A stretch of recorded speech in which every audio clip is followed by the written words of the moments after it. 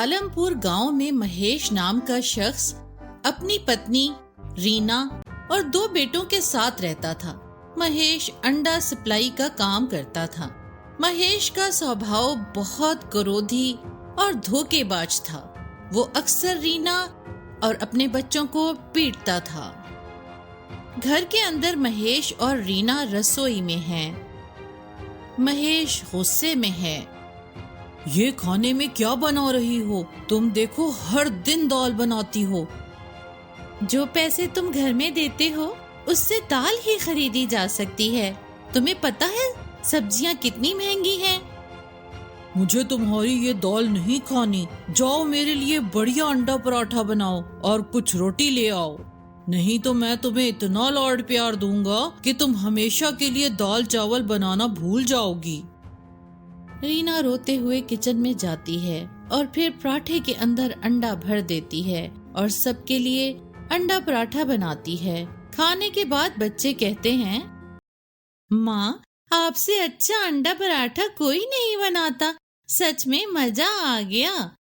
बस अपनी माँ की इतनी चिंता करने की कोई जरूरत नहीं है।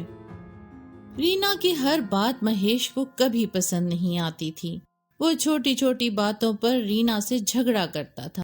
एक दोपहर जब बच्चे स्कूल से घर आते हैं तो एक आदमी दौड़ता हुआ रीना की ओर आता है। भाभी, महेश दुकान से पैसे चुरा कर भाग गया है और मालिक से कर्ज भी ले लिया है। आप किस बारे में बात कर रहे हैं भाई? मुझे इसके बारे में कुछ नहीं पता। और कर्ज किस लिए? हमें कभी कर्ज की आवश्यकता नहीं पड़ी। मैं तुम्हें सिर्फ ये बताने आया हूँ कि कुछ देर बाद पुलिस भी पूछताछ के लिए आएगी। रीना डर जाती है और सर पकड़ बैठ जाती है। कुछ देर बाद पुलिस भी आ जाती है। पुलिस पूछताछ करती है, लेकिन जब उन्हें पता चलता है कि ये लोग कुछ नहीं जानते तो वो चले जाते हैं। पुलिस के जाने के बाद रीना घर पर। बच्चे रीना को सांत्वना देते हैं। माँ, आप चिंतित क्यों हैं? आप जानती थीं कि बाबा कैसे थे। हम यहाँ हैं माँ, हम इसे एक साथ करेंगे। रीना अपने बच्चों को गले लगाती है और रोने लगती है। वो नौकरी के बारे में सोच भी नहीं सकती थी क्योंकि वो अपनी पढ़ाई पूरी नहीं कर सकी थी, लेकिन हालात उसे ऐसा करने के लिए मजबूर करते हैं और कुछ दिनों के बाद रीना को बाहर जाकर काम ढूंढना पड़ता है। शाम का समय। रीना और बच्चे। माँ, हमें बहुत भूख लगी है। वो स्वादिष्ट अंडा पराठा आप बना दो। रीना को एक विचार आता है और अगले दिन वो बाजार से अंडा पराठा बनाने की सामग्री लाती है और रिक्शा खड़ा करती है। पहले दिन का अनुभव नया था, लेकिन वो लगन से काम करती है। दीदी, मेरे लिए एक प्लेट अंडा पराठा रख दो। रीना तवा गरम करके अंडा पराठा बनाकर ग्राहक को देती है। वाह, मैंने कई जगहों से अंडा पराठा खाया है, लेकिन इतना स्वादिष्ट कभी नहीं। दीदी, 2 प्लेट अंडे पराठे मेरे लिए भी बना देना, और हाँ, एक में मिर्च कम रखना। ग्राहकों की प्रशंसा से रीना आत्मविश्वास से भर जाती है और शाम तक खूब अंडे पराठे बेचती है। जब वो घर आती है तो बच्चे दौड़कर उसके लिए पानी और चाय लाते हैं। घर के अंदर शाम को। माँ, आप बहुत अच्छी हैं। आप हमारा बहुत ख्याल रखती हैं। बाबा ने कभी हमारे बारे में नहीं सोचा। रीना बच्चों से कहती है कि अतीत को भूल जाओ और भविष्य की ओर देखो।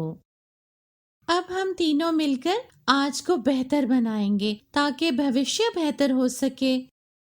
अगले दिन से तीनों माँ बेटे मिलकर अपना काम शुरू कर देते हैं। धीरे धीरे रीना के रिक्शे पर ग्राहकों की भीड़ लग जाती है। अमित और राहुल रीना की मदद कर रहे हैं। ग्राहक आते हैं और अंडा पराठा, उबले अंडे, मसाला ऑमलेट, बटर ऑमलेट, अंडा मैगी पसंद करने लगते हैं। तीनों मेहनत करते रहते हैं और उनकी आमदनी भी बढ़ती है। माँ, हम जल्द ही अपनी पढ़ाई पूरी कर लेंगे और अच्छी नौकरी करेंगे।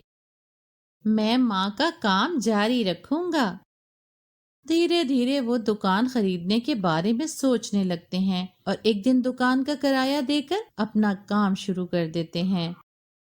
रीना की नई दुकान, पास में बच्चों का इंस्टीट्यूट। राहुल और अमित माँ की मदद करते हैं। रीना बच्चों की तारीफ से खुश होती है और भी प्यार से उनके लिए खाना बनाती है। दुकान के बाहर अफरा तफरी मच गई। रीना को पता चला कि दुकान अवैध है और जल्द ही बंद हो जाएंगी। रीना परेशान है, लेकिन दोनों बेटे उसकी मदद करते हैं और सारा सामान निकाल लेते हैं। चिंता मत करो माँ, हम कुछ करेंगे। रीना फिर से फुटपाथ पर काम करना शुरू कर देती है, लेकिन इस बार उसे अपने हाथों के स्वाद पर भरोसा है। समय बीतता है और उनकी मेहनत रंग लाती है। अब उनके पास जमा पूंजी भी हो गई है। राहुल अंडा पराठा बनाना भी सीखता है और दोनों माँ बेटे ने अलग अलग जगहों पर दुकानें खोल ली हैं। अमित अच्छा काम करता है। बेचारी माँ ने अंडा पराठा बेचकर अपना और अपने बच्चों का भविष्य सुरक्षित कर लिया।